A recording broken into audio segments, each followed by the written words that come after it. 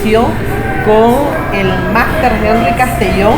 Es una persona de que lo conozco hace como 3, 4 años, que siempre está dispuesto a compartir sus conocimientos que adquirió durante el tiempo que estuvo laborando en la DGI, pero ahora él comparte su conocimiento en pro de los contribuyentes. ¿Con qué objetivo? De hacer una correcta declaración de impuestos. Y pues bienvenido, Henry, ¿cómo está? ¿Cómo le ha ido en esta semana? Pues encantado, licenciada Marlene, por haberme hecho esta cordial invitación. Es para mí un honor el estar con la licenciada Marlene Girón, la contadora, y pues me siento muy honrado por esta invitación que me ha hecho para que realicemos esta presentación. Gracias, Henry. Bueno, ¿por qué estamos teniendo esta conversación con una persona que maneja del tema? Es porque una de las obligaciones más importantes de todos los contribuyentes que estamos inscritos en el régimen general es la presentación de las declaraciones según el artículo 102 del Código Tributario. Literalmente dice que los deberes, uno de los deberes generales es presentar las declaraciones que por disposición de la ley estuvieron obligados. Y aquí viene algo importante, en los plazos y en la forma de ley. Y entonces hoy vamos a hablar de la obligación que tienen aquellas personas naturales. No nos vamos a referir a las empresas en esta ocasión, Henry, sino a aquellas personas naturales que trabajan como consultores, como asesores, freelancers, como aquellas personas que brindan sus capacitaciones, que fueron a inscribirse a la administración tributaria. Y entonces aclaremos, ¿tienen o no tienen la obligación de presentar la declaración del IR anual? ¿Aplican a todos los contribuyentes que están bajo esta figura todas las obligaciones? ¿Cómo funciona este régimen? Sé que es en el régimen general, pero ¿cuáles son las particularidades para las personas que prestan sus servicios profesionales? Correcto, licenciada. Pues cuando una persona natural que presta un servicio profesional se registra como contribuyente ante la DGI, tiene una serie de obligaciones, dentro de las cuales se encuentra el IR anual. Pero debido a motivos administrativos, y cuando hablamos de motivos administrativos me refiero a la administración que realiza la DGI a los contribuyentes en el registro y cobranza de los impuestos, ella establece una serie de parámetros administrativos para abrir las obligaciones. Por ejemplo, hay contribuyentes que se inscriben y solamente tienen abierta la obligación del IR anual. Estamos hablando de personas que prestan servicios profesionales, mientras que pueden existir otras que les abren todas las obligaciones, IR anual, IVA, anticipo, retenciones en la fuente, o por ejemplo, otras personas que únicamente le abren el IR anual y las retenciones. Por eso va a ir en dependencia de el criterio que tenga la persona quien está registrando a esta persona al momento en que la persona natural profesional va a inscribirse.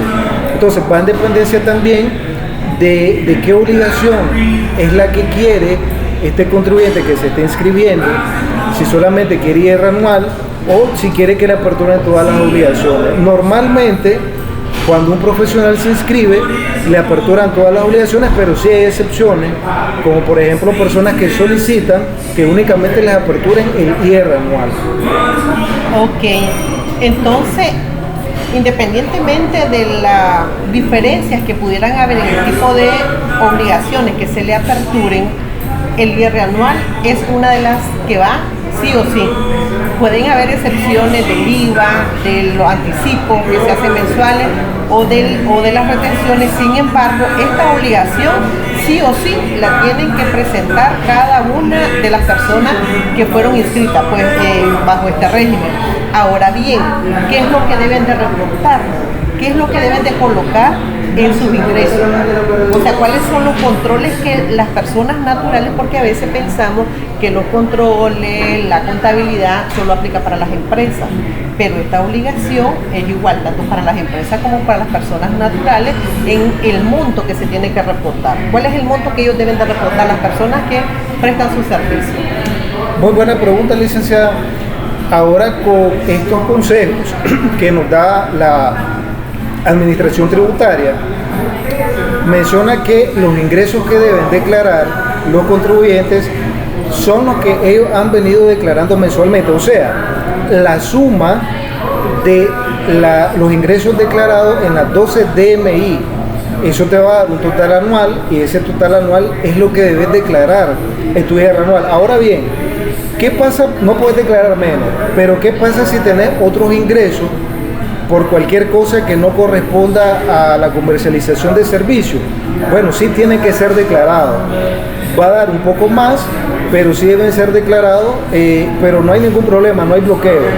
Bloqueo habría si se declara de menos de lo que se ha declarado de ingresos en las 12 declaraciones mensuales. Declara menos de lo que está en sistema, hay bloqueo. Declaras más de lo que está en sistema, no va a haber bloqueo. Y si declaras lo mismo que hay en sistema, tampoco va a haber bloqueo. Entonces, ¿qué es lo que debería declarar esta persona natural que presta servicios profesionales? Debe declarar todos los ingresos que ha obtenido durante el periodo gravable. Y nos remitimos entonces al artículo 36 de la Ley de Concertación Tributaria, donde te viene definiendo lo que es la renta bruta.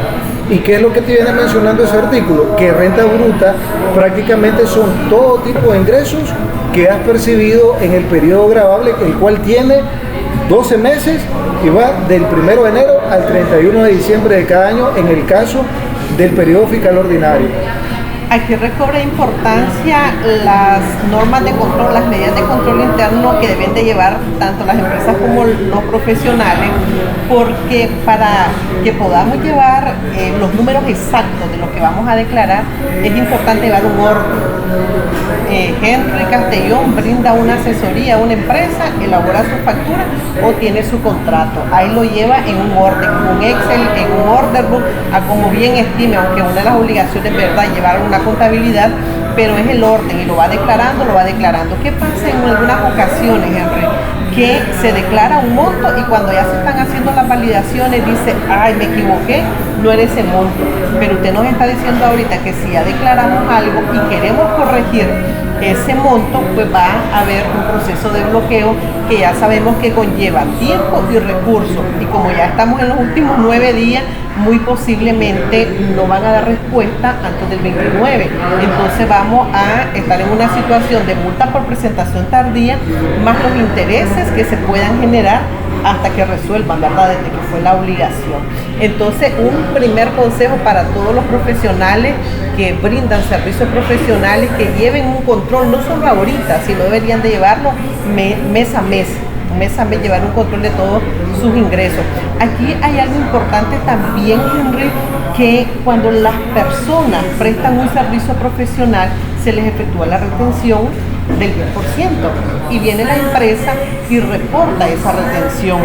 Entonces es posible que Henry haya reportado ese mismo monto, pero le vendió servicio a Marlin y Marlin durante todo el periodo declaró esa retención, y ese monto que Marlin declaró producto de la retención debe de coincidir con lo que usted va a declarar. No solamente debe de coincidir el monto que ha venido declarando mensualmente, sino también que coincida con las retenciones pues que la otra empresa le ha hecho. Ahora, en la parte de los gastos, ¿qué podemos decir? ¿Cuáles deberían de ser los controles que deben de llevar para hacer una correcta declaración? Muy interesante. Los controles deben ser como cualquier tipo de control en relación a los costos y los gastos, pero también hay que relacionar el costo, o mejor dicho, el control interno con los tributos. Por ejemplo, la ley te pide de que para que un costo o un gasto sean deducibles deben estar soportados, deben corresponder al periodo fiscal que se está declarando. Y más allá, el artículo 42 de la Ley de Concertación expresa que, además de estar documentado, tiene que haberse aplicado una retención. Entonces, prácticamente eso sería parte de los requisitos que pide la ley para que el costo o el gasto sea deducible. Pero evidentemente, pensemos en esto, lo que nos están viendo ahorita allá en la otra pantalla.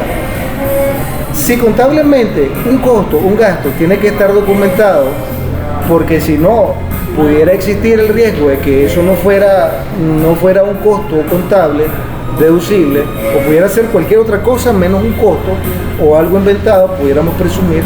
Entonces, ¿por qué no debería estar documentado para efectos tributarios? Entonces, ahí viene una convergencia entre la contabilidad y la ley de concertación tributaria. Ahí prácticamente hay una unión de esos controles, pero todo proviene, si ustedes pueden analizarlo así, todo proviene del control interno contable. Si vos tenés un control interno contable como profesional que sos, entonces vas a lograr tener ese control tributario para y eso no solo el control tributario, sino los requisitos, vas a poder cumplirlos para que puedas hacer deducible todos esos gastos. Y nosotros que somos profesionales, de igual manera incurrimos en gastos, porque desde que, por ejemplo, vamos a brindar un asesoramiento y necesitamos un especialista, necesitamos contratar a un perito, entonces ahí le estamos pagando a ese perito, ya estamos incurriendo en un costo de un servicio que estamos prestando, pero también gastamos en gasolina, gastamos en internet, gastamos en telefonía celular, gastamos en educación, gastamos en muchas cosas para brindar un servicio de calidad. ¿Son deducibles todos esos costos y gastos? La respuesta es sí. ¿Cómo debemos hacer nosotros para controlarlos de que sean deducibles? Entonces tenemos que primero documentarlo, luego aplicar la retención si son sujetos, y de esa manera vamos a tener ese control efectivo para que el día de mañana no nos visiten de la administración tributaria y nos hagan un reparo. Y esto es similar a las empresas también. De igual manera, las empresas no cumplen, entonces de igual manera van a ser ajustadas, más sancionadas, y eso equivale a un desembolso de dinero por algo que se pudo haber prevenido. Me parece importante de que rescate la importancia de la contabilidad, de llevar, de estar claro de que los requisitos de la deducibilidad no solo aplica para las empresas, no hay un artículo que diga el artículo 39 esto solo aplica para las empresas y para los profesionales, personas naturales va a aplicar otros requisitos, no, se aplican los mismos requisitos. ¿Qué es lo que pasa en algunas ocasiones? Los profesionales no van archivando su factura, imprimen un informe que van a discutir con el cliente, no solicitan factura. Coordinan una reunión, como usted mencionaba, los gastos de la oficina, en la limpieza, el internet o el apoyo de otra persona. A veces se hacen los pagos, pero no se documenta el pago que se realiza. Entonces, ¿en qué se está incurriendo o qué se está generando ahí? La posibilidad de pagar más impuestos, porque no es que yo quiera pagar más impuestos, pero al no tener documentados los costos y gastos, entonces no puedo aprovechar esos desembolsos que hice, que sí fueron generadores de la renta, estaban vinculados para que yo pudiera vender un servicio, pero al no tenerlos documentados, entonces estoy en desventaja. No puedo demostrar a la administración tributaria que efectivamente incurrí en ese gasto. Ahora bien, el formato, Henry, cuando una persona va a declarar, cuando entra a su plataforma, ¿verdad?, al portal, entonces se habilita el formato en correspondencia a cómo fue inscrito. Usted mencionaba anteriormente a cómo fue inscrito, porque hay contribuyentes que ejercen un puesto en una empresa, un cargo como contador, como financiero, pero a la vez tienen aperturada esta obligación. Entonces, el formato, ¿cómo lo va a ver esta persona? Bueno, ella lo vería en relación a cómo, o prácticamente a qué obligaciones le aperturaron y cómo se las aperturaron, porque existen dos formatos del IR anual. Un formato para personas asalariadas, que es un formato completamente distinto del formato para personas naturales que son profesionales, que prácticamente es el mismo formato para las empresas, es el mismo.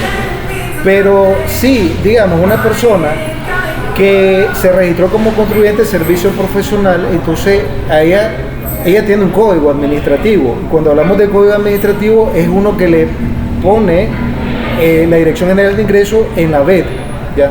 Entonces, ese contribuyente, esa persona, ya está asociada a un código, que en este caso sería el código para personas naturales que prestan un servicio profesional, que son rentas de actividades económicas, el cual es muy distinto al código que le asignan a las personas naturales, que son asalariadas y que prácticamente ellas lo hacen para poder reclamar o solicitar la compensación o la devolución de retenciones que el empleador le ha efectuado de más.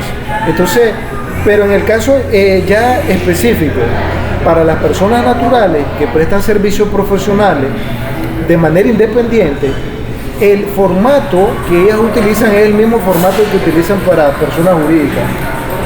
Ok, entonces la persona tiene que ir viendo las indicaciones que hay para cada línea y ahí va a ir llenando. Si la persona tiene estructurado sus costos, pues va a indicar lo que son sus costos, si son sus gastos, va a ir siguiendo el paso a paso de cómo debe de ir llenando. Entonces, ¿qué recomendaciones finales podemos dar para las personas que todavía no han declarado el 2020? Porque creen que como son personas naturales, pues va a pasar rápido. Pero, ¿será que los bloqueos aplican solo para las personas jurídicas o también aplican para las personas naturales? Muy buena esa pregunta. De hecho, aplican para todos. Entonces, vos que estás al otro lado, que sos un profesional, porque estás viendo este video, te comento, si no has declarado, el mejor consejo que yo te doy es, si ya tenés ya lista tu declaración, no esperes más. Declara hoy mismo, después de ver este video, declara ahorita, si ya lo tenés listo. Porque si no lo haces y esperas el tiempo, puede ser de que más adelante, en los poquitos días que quedan 9 días, puede ser de que te bloqueen. Y si te bloquean, no creas que te van a desbloquear ahí nomasito. Vas a pasar por un proceso de revisión y en ese proceso de revisión podemos caer a posteriori de la fecha límite, ya caer en marzo, que es exigible la obligación tributaria, y eso está sujeto a multas administrativas, pero también a recargos moratorios. Entonces, evítate eso mejor, porque nosotros como profesionales sabemos lo que cuesta el dinero, lo que puede costar una multa, y ese dinero que vas a pagar en multa lo hubieras podido ocupar para otra cosa. Entonces, la recomendación es, si ya tenés lista tu declaración, mejor declara ya. Un segundo consejo que yo te pudiera dar a vos es de que antes podás leer esos 10 consejos que ha publicado la DGI, porque vas a tener una idea de por dónde te puede venir un bloqueo. Pero aunque los leas, pueden existir otras situaciones y te pueden bloquear. Entonces, pero sí léelo para evitar eso. Y número 3, tenés que revisar que tu contabilidad coincida con tu declaración. Y vos me vas a decir, ok, no coincide.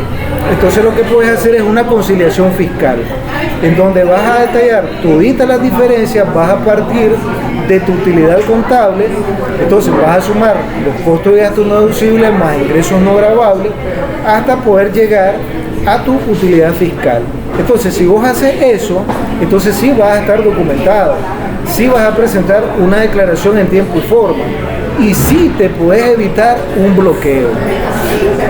Bueno, le agradecemos al licenciado Henry Castellón por estos consejos. Sé que no hay mucho recursos que la administración tributaria nos pueda dar sobre este paso a paso de los profesionales, ¿verdad?, que ejercemos actividades de capacitación, asesoría, consultoría, pero el licenciado Henry, que tiene vasta experiencia en esta parte, pues nos brinda sus consejos para que lo podamos seguir y que evitemos situaciones incómodas, que terminemos de disfrutar este mes de febrero con la mayor tranquilidad posible, a pesar de todo este estrés que estamos viviendo. Entonces, buenas noches a todos por habernos acompañado. No tenemos preguntas porque creo que quedaron más que claros con la exposición del licenciado Henry Castellón. Buenas noches. Buenas noches. Tenemos una pregunta, nos dicen. Vamos a ver. ¿De cuánto es el monto, el porcentaje de retención en los contratos de arriendo de propiedades? Bueno, ahí ya nos fuimos a otro a otro tipo de renta. Sabemos que con la ley de concertación tributaria se estableció un sistema de dividir las tres rentas, ¿verdad? Bueno, las rentas de trabajo, rentas de capital o ganancias de capital y las rentas de actividades económicas. Pero yo sé que Henry maneja toda esta parte y lo que nos pregunta la colega entonces sería ¿cuál es el porcentaje de retención, Alex? Correcto, Alex. Entonces la respuesta a tu pregunta es la siguiente. Va en dependencia del tipo de renta que están pagando. Si es una renta de actividades económicas, o sea, la persona natural o la persona jurídica se dedica a la actividad de alquiler, le van a aplicar el 2%. Pero si la persona natural o la persona jurídica no se dedica a esa actividad, le están pagando una renta de capital. Y esa renta de capital está sujeta a un 15% sobre la base imponible del 80%, que prácticamente la alícuota efectiva sería el 12%, aplicarlo al pago directamente. Entonces esa sería tu respuesta, Alex. No sé si hay más preguntas. Y aquí es importante entonces comprender, Henry, ante qué tipo de renta estoy presente, porque dependiendo de eso es que se va a determinar la alícuota. Entonces, si yo me dedico a esa actividad del arrendamiento de tierras, de edificios, esa sería mi actividad económica que debería de estar inscrita ante la administración tributaria. Pero si es una actividad que no es mi actividad primaria y que surgió la oportunidad de arrendar un espacio para un garaje, para un parqueo, para bodega, entonces ahí cabe, la situación es una renta de capital, como usted lo decía, y el monto de deducción permitida es el 20% y la alícuota sería el 12% efectivo. Efectivo, sí. Efectivo. Entonces es el 15% sobre el 80% de la base imponible, el monto total. Exactamente. Bueno, esperemos que Alex haya quedado claro con la respuesta de Henry y ahora sí nos despedimos deseándole feliz noche a todos y todas. Pero antes de despedirnos quiero agradecerte, Marlene, por la invitación que me has hecho y bueno, agradecerle a todos los que están al otro lado de la pantalla y nos han visto. Y queremos decirle pues que Marlene y yo los apreciamos muchos y bueno, suscríbanse al TikTok y al YouTube de Marlene. Gracias, Henry.